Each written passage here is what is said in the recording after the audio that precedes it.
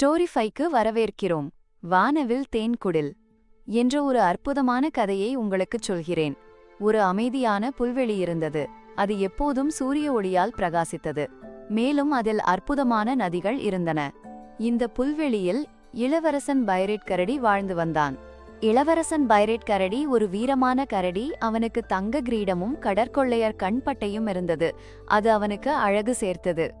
மேலும் அவன் தேநீர் மிகவும் விரும்புவான். அதிலும் தேநீரை அதிகமாக விரும்புவான்.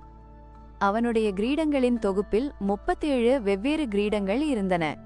இளவரசன் பைரேட் கரடி புல்வெளியையும் அங்கு வசிக்கும் அனைவரையும் மிகவும் நேசித்தான். ஒரு நாள் இளவரசன் பைரேட் கரடி புல்வெளியின் மந்திரம் குறைந்து வருவதைக் கண்டான். புல்வெளியில் இருந்த பூக்கள் தங்கள் வண்ணங்களை இழக்க ஆரம்பித்தன. நதிகள் மங்கத் தொடங்கின மற்றும் தேனீக்கள் தங்கள் இனிப்பை இழக்கத் தொடங்கின. அப்போது அங்கு வந்த இளவரசி எமிலியா இளவரசன் பைரேட் கரடியிடம், என்ன நடந்தது இளவரசே? ஏன் புல்வெளி தனது அழகை இழக்கிறது என்று கேட்டாள். இளவரசி எமிலியா ஒரு வகையான இளவரசி. அவள் எப்போதும் மற்றவர்களுக்கு உதவுவதை விரும்பினாள். மேலும் அழகான விலங்குகளை நேசித்தாள். இளவரசன் பைரேட் கரடி, எனக்கு தெரியவில்லை இளவரசி. ஆனால் நாம் யாரையாவது உதவி கேட்க வேண்டும் என்றான். உடனே இளவரசன் பைரேட் கரடி தனது நண்பன், விலங்குகளை அணுகக்கூடிய திறமை கொண்ட நண்பனை அழைத்தான். அவர்கள் இருவரும் புல்வெளியில் அழகான நாய்க்குட்டிகளை சந்தித்தார்கள். அந்த நாய்க்குட்டிகள் இளவரசனை பார்த்து சந்தோஷப்பட்டன. இளவரசன் பைரேட் கரடியும் இளவரசி எமிலியாவும் புல்வெளியின் பிரச்சினைக்கு தீர்வு காண அறிவுரை பெற பழைய ஆந்தையை சந்திக்க முடிவு செய்தனர். பழைய ஆந்தை ஒரு பெரிய பழைய கோட்டையில் வாழ்ந்து வந்தாள். அவர்கள் நீண்ட தூரம் நடந்தார்கள். பல சவால்களை கடந்து சென்றார்கள். அவர்கள் முதலில் ஒரு பெரிய வனப்பகுதி வழியாக சென்றார்கள். அங்கு பெரிய மரங்களும் அடர்ந்த புதர்களும் இருந்தன. பின்னர் ஒரு நதி குறுக்கிட்டது. அவர்கள் ஒரு பாலத்தை கண்டுபிடித்து கடந்தனர். இறுதியாக அவர்கள் பழைய ஆந்தையின் கோட்டைக்கு வந்தனர். கோட்டை பெரிய கற்களால் ஆனது. மேலும் அதில் பல ஜன்னல்கள் இருந்தன. கதவை தட்டியதும் பழைய ஆந்தை கதவை திறந்தாள். என்ன வேண்டும் நண்பர்களே என்று பழைய ஆந்தை கேட்டாள். புல்வெளியின் மந்திரம் ஏன் குறைந்து வருகிறது என்று எனக்கு தெரியவில்லை.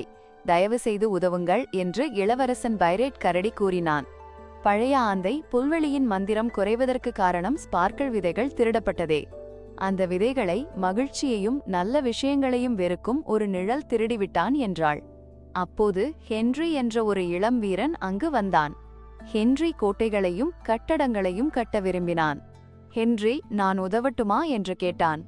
இளவரசன் பைரேட் கரடி, இளவரசி எமிலியா மற்றும் ஹென்றி எல்லோரும் சேர்ந்து நிழலை தேட புறப்பட்டனர். அவர்கள் ஒரு திட்டத்தை உருவாக்கினார்கள். அவர்கள் நிழலின் குகைக்குச் செல்ல முடிவு செய்தனர். போகும் வழியில் இளவரசிக்கு ஒரு அழகான கிரீடம் பரிசாக கிடைத்தது. பிறகு அவர்கள் நிழலின் கோட்டைக்கு வந்தனர். நிழல் மிகவும் சூழ்ச்சியுடையவன். எல்லோரும் மிகவும் தைரியமாக இருந்தார்கள். ஹென்றி தான் கட்டிய கற்களை வைத்து கோட்டையை அடைக்க முயன்றான். இளவரசன் பைரேட் கரடி நிழலுடன் சண்டையிட்டான். இளவரசி எமிலியா ஸ்பார்க்கிள் விதைகளை கண்டுபிடித்தாள். அவர்கள் நிழலை தோற்கடித்து ஸ்பார்க்கிள் விதைகளை மீட்டனர். அவர்கள் அனைவரும் ஒன்று சேர்ந்து விதைகளை நட்டார்கள். உடனே புல்வெளி மீண்டும் பிரகாசமாக மாறியது. பூக்கள் தங்கள் வண்ணங்களை மீண்டும் பெற்றன. நதிகள் மீண்டும் மின்னத் தொடங்கின மற்றும் தேனீக்கள் மீண்டும் இனிப்பாக மாறின. பிறகு அவர்கள் அனைவரும் தேநீர் விருந்து வைத்துக் கொண்டனர். நாய்க்குட்டிகளும் மற்ற விலங்குகளும் விருந்தில் கலந்து கொண்டு சந்தோஷமடைந்தன. இளவரசன் பைரேட் கரடி, இளவரசி எமிலியா மற்றும் ஹென்றி அனைவரும் ஒன்றாக சேர்ந்து வெற்றி பெற்றனர். அவர்கள் அனைவரும் தைரியம், உதவி செய்தல் மற்றும் நட்பு எவ்வளவு முக்கியம் என்பதை உணர்ந்தனர். நீங்கள் எவ்வளவு சிறந்த செவிக்காரர் என்பதை பார்க்கலாம். கீழே கேட்கப்பட்ட கேள்விக்கு பதிலளிக்க முடியுமா? புல்வெளியின் மந்திரத்தை யார் திருடினார்கள்?